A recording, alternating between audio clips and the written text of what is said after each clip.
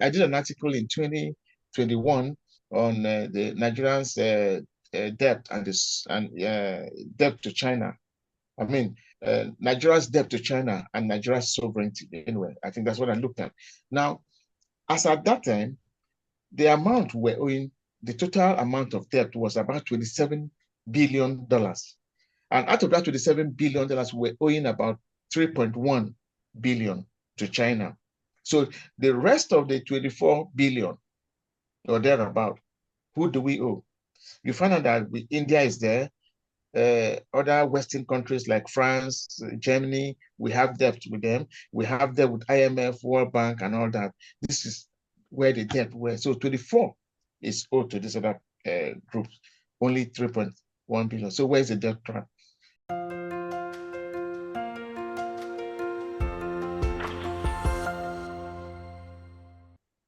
Hello, everybody. This is Pascal from Neutrality Studies, and I'm here today with Dr. Efem Ubi, who is a Nigerian academic. He has got 2 master's degrees, one in public administration and one in international relations, and he holds a PhD in contemporary international relations from Jilin University, China. He is currently the acting director of the research department at the Nigerian Institute for International Affairs. Dr. Ubi, thank you very much for joining me today. Thank you very much, Dr. Pascal, for having me on your podcast.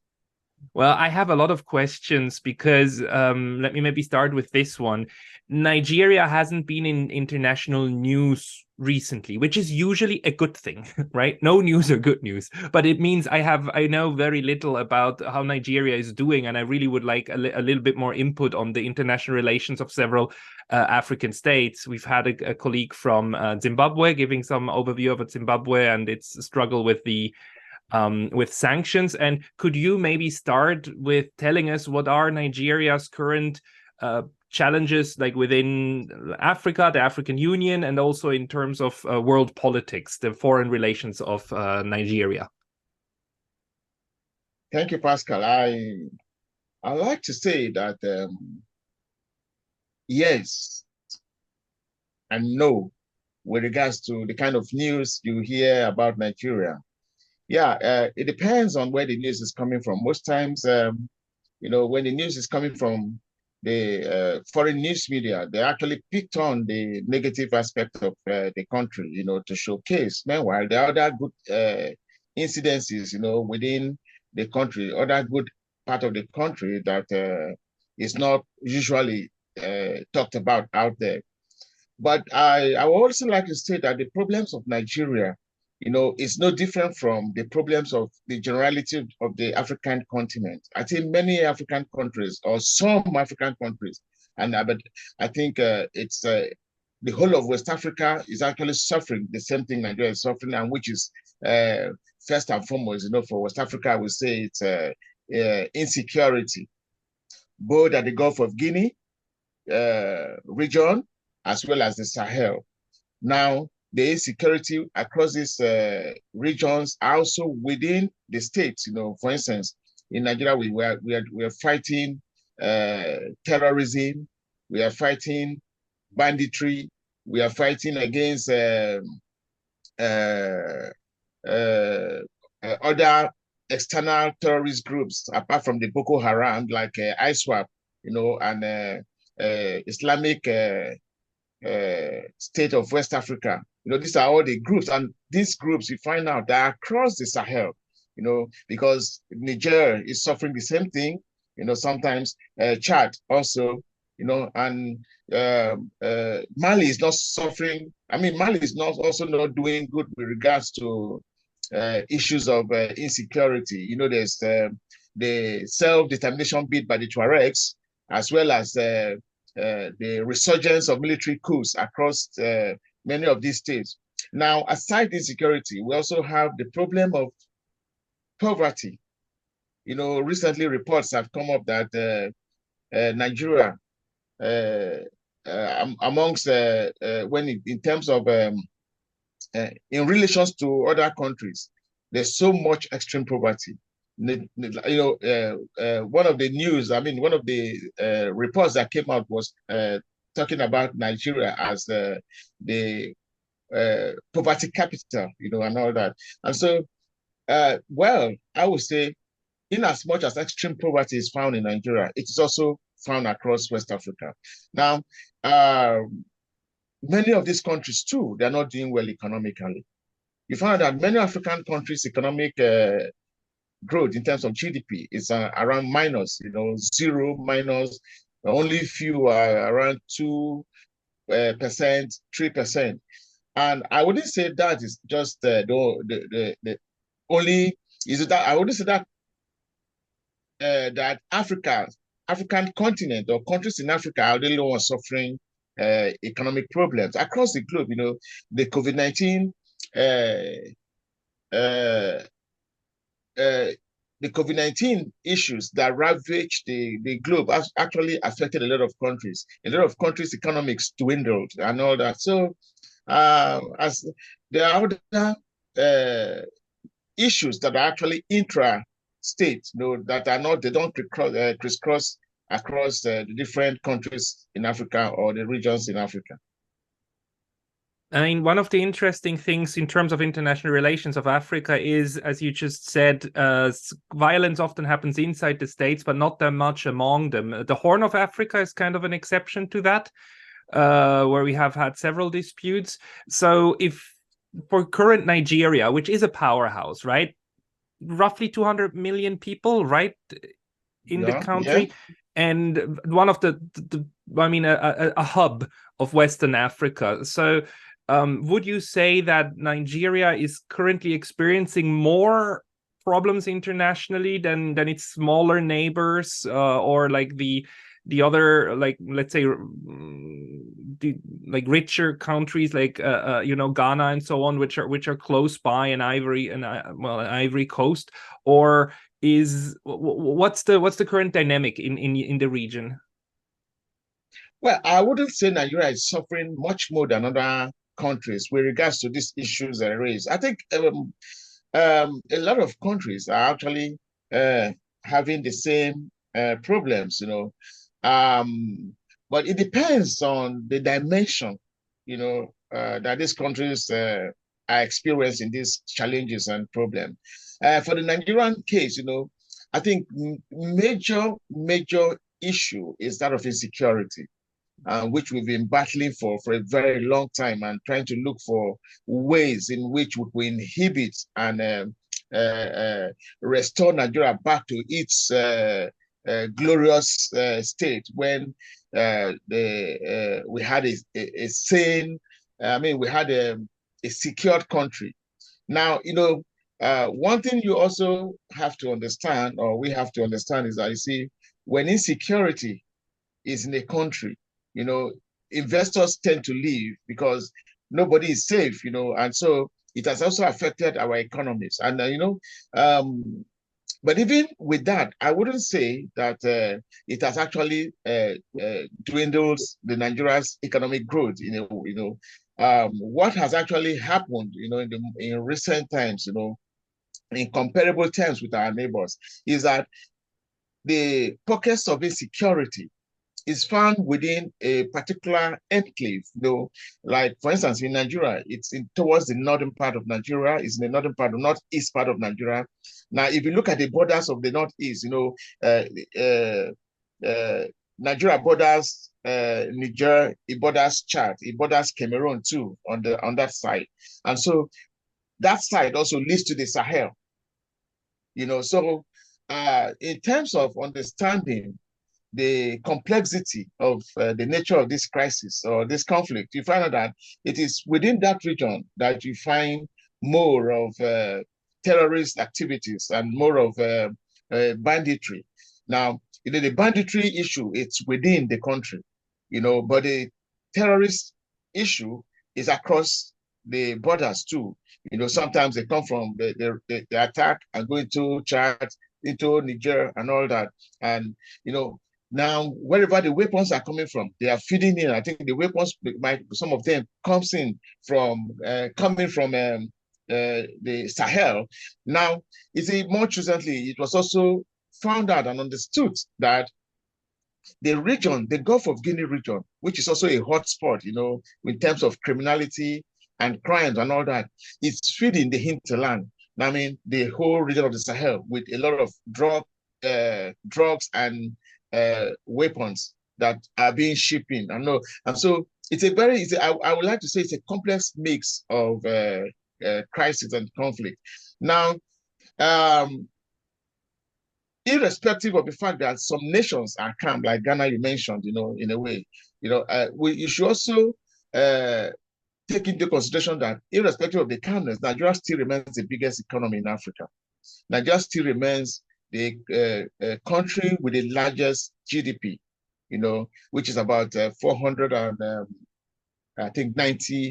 between 400 and 440 billion or so, between 440, 490 billion, if I'm correct, Now, in terms of that GDP, you find out that the next, is South Africa. And so we are not doing badly in a way, but I think what has really happened is the fact that investments, are leaving, as a result of this insecurity. In economics, we say capital flight to where it is needed. And so right now we have a new government that has taken over, the government of President Bola Ahmed Tinubu. And we are hoping that he will resuscitate the economy. He will build the domestic economy, put in the right reforms, the right policies that will attract foreign investors, foreign investment, and build up our international relations with our neighbors. If you look at, over the years, if you have understand or if you understood Nigeria's foreign policy, it's basically Afrocentric, and so our based on the concentric circle. So our relations is first and foremost with our immediate neighbors, which we must, relate well, have a conducive relationship with. Then it extends to the region itself, which is the West African region, and to the African continent as a whole. And so it is actually, it has worked for us right from independence in terms of the Afrocentric nature of our relationship. Then the external relations with the globe at large, with other superpowers and all that. And so we're not doing too badly. When you are out there, the kind of news you hear is not really palatable. But when you come in, because a friend of mine from the Slovakia Republic just came a few weeks ago, and he said, I'm surprised that the kind of news we read out there about Nigeria is different from what I'm seeing here. I think most times you need to come in here. People need to come in, foreigners need to come to find out that it is not as bad as we see in the media. There's so much misinformation, disinformation in the media now, and precisely the new media, the contemporary media, the 21st century media, WhatsApp, Facebook, and Twitter, and all that. So these are the kind of things people read. But when you come on the ground, it's different, totally different from what you read. We have a very, very cordial relationship with our neighbors, with the region itself. And, to show you that the relationship between Nigeria and other countries within Africa is at the top. Recently, our president, even though he's just been a month old in office, was elected the ECOWAS chairman, for the next 1 year. He will be there. And I think the whole of the West African region, actually, the presidents all voted for him, and it's a good thing. And if you listen to the speech, he talked about, one, working concertedly with our African neighbors, with the region, to safeguard insecurity, to boost our collective prosperity for the region, as well as the continent as a whole. I think this is all what we're looking for. Insecurity is not a one-man show. No one man can fight insecurity. No one nation can fight insecurity. Even the issues of poverty, no one nation can fight poverty. Declining economic growth, so you understand, it is nations that actually build economies. And if you look at the last meeting, the new Global Financial Pact Summit that was held in France, it's all about this whole thing. And you see, even the developed world, the advanced economy understand that, you see, poverty must be a collective effort. And that is why the argument has always been that of equality, equity, parity within the international economic system. Let me ask you about this, because one of the amazing things about African foreign relations is that the African Union itself is moving together, right? We've seen how 50 heads of state went to the United States, and actually, like several people have said, this is not an optimal approach, right? One of the problems is that the African Union lacks collective bargaining power, and I think the Kenyan president was quite vocal about that.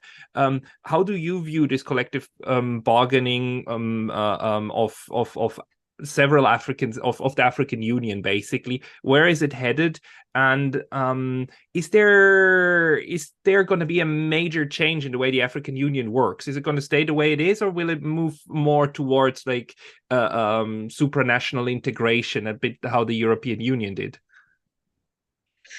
That is actually what it is supposed to be in terms of moving towards a supranational national organization. You know, the whole idea of regional organizations and integration, precisely, which is what we are pursuing, you know, is moving towards that supernatural organization, and that there should be more integration amongst states, and there are certain indicators, certain issues, you know, within the polity, the economy, that should be collectively fight for and agreed on, you know. But you see, my argument has always been that, you see, there are issues that are particular to some states, and there are issues that are collective. You know, for instance, the issues of security should be something that is collective. You know, the whole of African Union coming together, agreeing and bargaining on how to remedy Africa of insecurity, on how to fight against terrorism. You see, that should be a collective endeavor. Now, issues like economics, it depends on where you're looking at it from.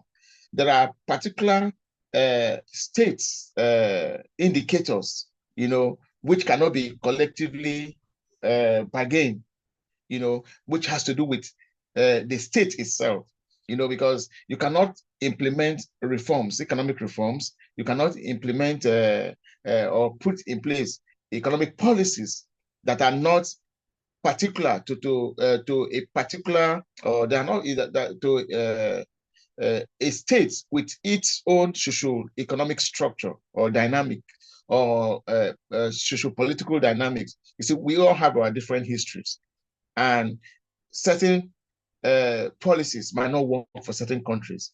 You know, I think this is where a lot of analysts, you know, make the mistake. For instance, I give an example of democracy.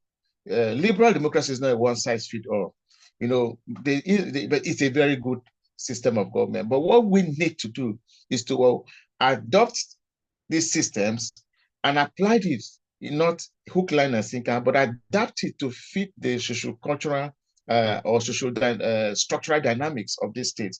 And so it's the same thing with other areas, other issues in interstate relations. So African Union, for me, should have one voice when it has to do with issues that can be collectively applied to different states. Now, for instance, which is insecurity that we've talked about, Boko Haram is a terrorist group. And if it is not mitigated collectively, then it is bound to precipitate into other countries. Take, for instance, in the 90s, during the Liberian Civil War, you know, when it started, everybody was aloof, you know, it precipitated into Senegal. Now, if you look at some works as a man, people started envisaging that if it is not stopped at that time, the whole of Mano region will be affected. And eventually it all happened. The whole of that area, there was insecurity. I think there are things that we need to collectively fight to nip at the bud.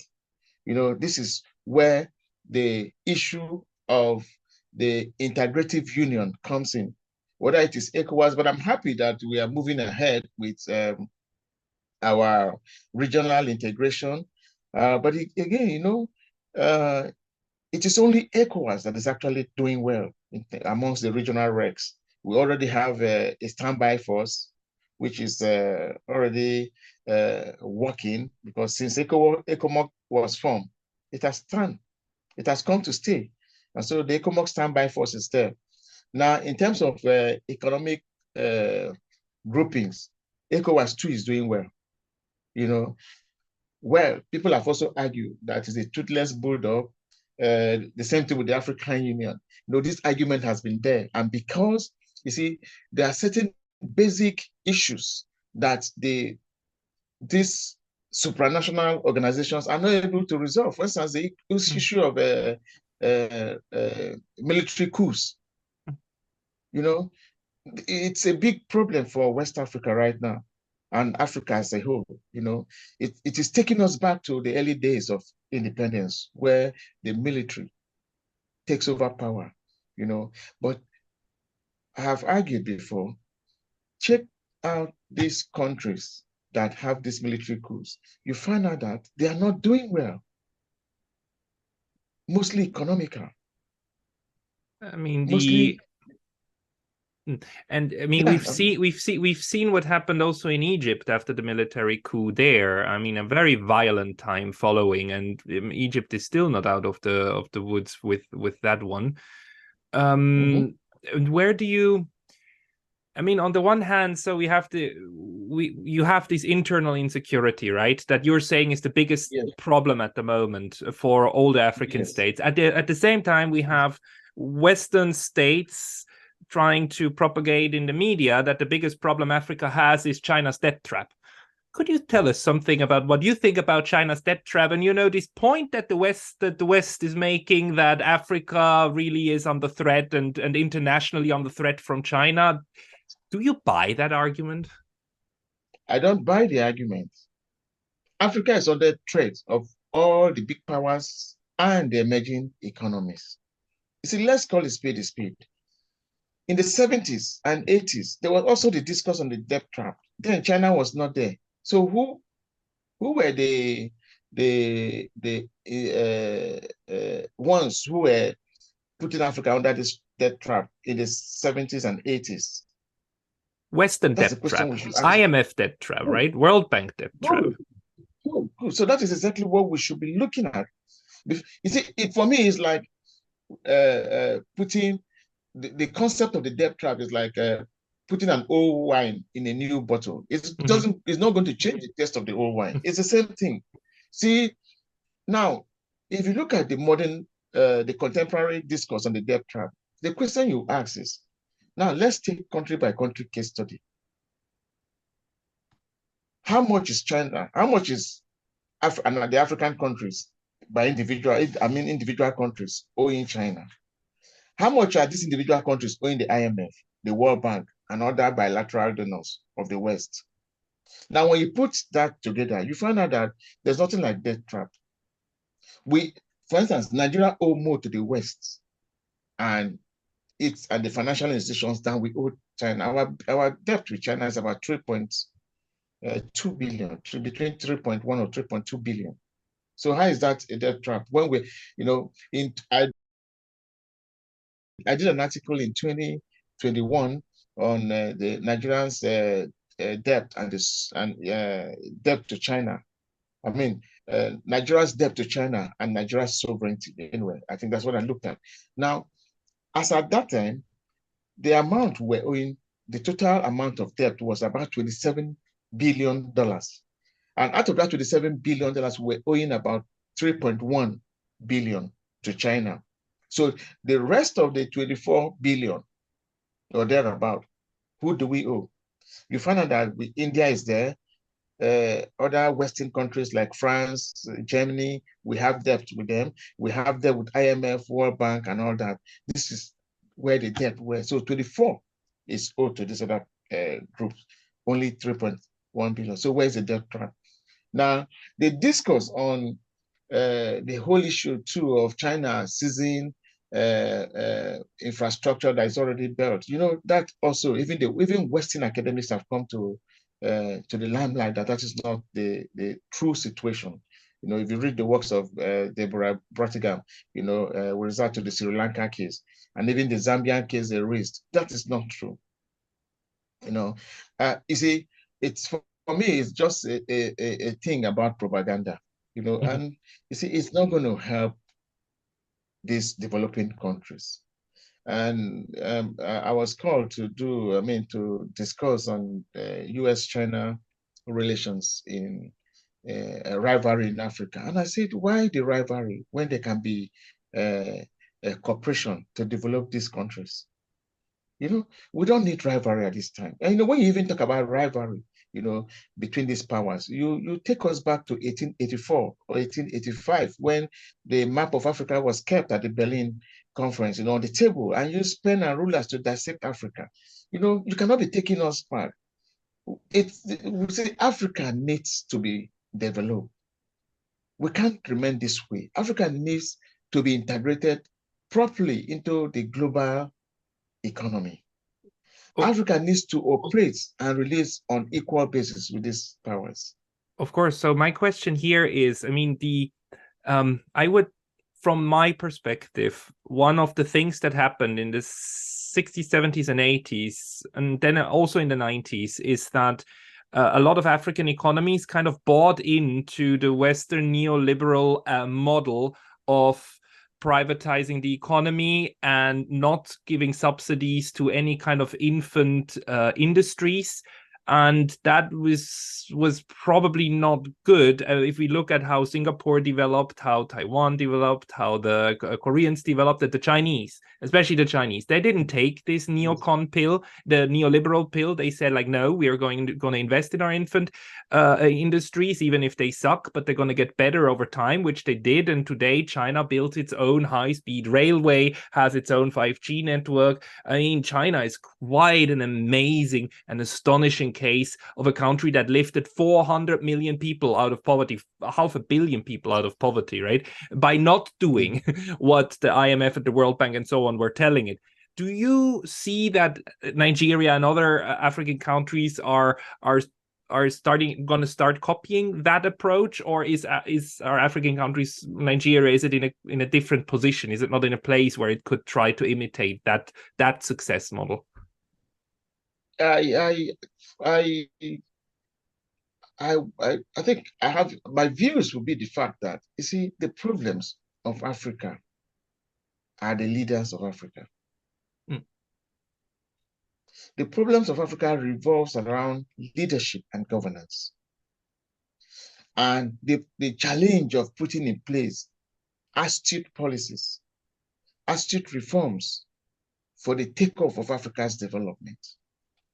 There are, for instance, you've given case studies of countries that have developed on their own without external intervention. I mean, it's external interference, you know, putting in place policies that will, you know, give a boost to the economy. You see, we all read about these things, we all hear it, but the problem is implementation of policies, you know, adopting such policies and adapting it into your system. That is where the problem is, you know. And you see, much recently we have radical leaders, you know, who are coming up to say that enough is enough of this exploitation, that the Africans want to develop. They want to take the bull now by their horn. There are few leaders like that in Africa right now. But there are other leaders who consistently listen to Western prescriptions. And these prescriptions are actually not working for Africa. These prescriptions are the opposite of what Africa needs. They keep you trapped, actually, or that's how I see what they're doing. For me, I think it's just a deliberate thing, you know, to consistently keep Africa at this level of development now, which will also create crisis. You know, I have concluded that insecurity would definitely be an impossibility in Africa because there are a lot of people who are feeding from insecurity. Economic crime will not end as far as insecurity is there. And so those who are gaining from it will consistently, give impetus to insecurity across Africa. I don't know who these people are, but you see, it is high time that we begin, to take the bull by the horn and try to make sure we do the right thing that we should do. These countries you have mentioned, China closed for almost 30 years, closed, they didn't open up and make sure the right policies were put in place that actually laid the foundation for that growth. And when they opened up, everybody now saw that the dragon has risen. And it has since kept moving. Same thing with Singapore. Same thing with other, the whole of the Asian tigers.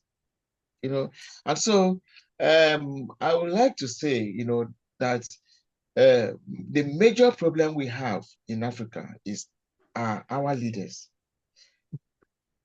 and the issues of governance.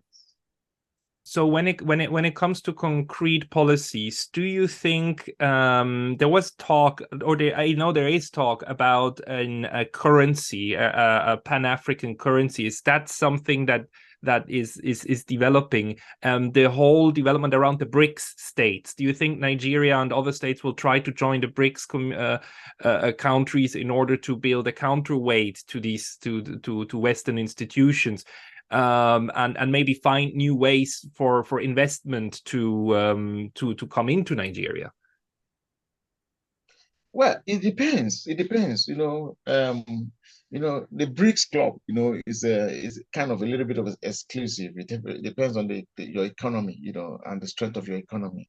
And so Nigeria too is actually fighting to get into BRICS, paving its way into BRICS and all that. And I'm sure a lot of other countries that are, as they develop, and building a robust economy, they will also get there. Now, the issue of the Pan-African currency, you see, why are you talking about a Pan-African currency when you have not put in place the right foundation for economic development? It's just like the whole idea of the African continental free trade area. I might be I might be a radical scholar in a way, because most of my views are a little bit more different from the conventional view. Yes, there are prospects for having a Pan-African currency or the ECOWAS regional currency, as well as having an intercontinental free trade area. But the question I ask is, what will you be selling amongst yourself? Right.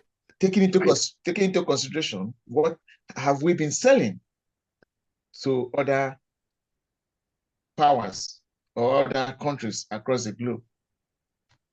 Raw materials, commodities. Which is the lowest, you've got the lowest return on those one in terms of the value chain. The value chain, no value addition. So is that what you'll be selling to? Nigeria will be selling to Ghana. Ghana will be selling to, Ghana has oil. Are we going to be selling oil, crude oil to them? Same thing with Kenya and the rest. Now, you see, and that is the more reason why I asked, do you put the cart before the horse or the horse before the cart? So what kind of industries do you think could Nigeria, for instance, champion if you did like strategic buildup of an industry? Nigeria should champion all lucrative industries. What we should be talking about basically now is about manufacturing and industrialization, or industrialization, then manufacturing. Science and tech should be the top of the agenda in terms of priority for development. I think that's the way that Rwanda is taking, right? They put a lot of money in their, especially in their IT infrastructure and IT education, to start exporting also like IT, digital IT products and know-how. Yes. Yeah. So you see, some countries know what they are doing, and that is exactly what we should be doing in Africa. how can an African country have oil, crude oil, and you don't have a refinery? Nigeria has no refineries? The Nigerian refineries are actually the two refineries they're not working. But now they just built a new one, a private funded refinery by Aliko Dangote. You know, it was just launched by the last administration, commissioned by the last administration. I know. And so how can you have a lot of hide and skin and you don't have a shoe industry? It's all of these effects 60 years even after Nigerian independence, still this effect of colonialism where like the Nigeria is just a place where other countries go and get the resources from and don't give anything back. So of course this is hard. That is why the new president said enough is enough. They should stop exploiting us. And that's a very good idea. I have one more question, which is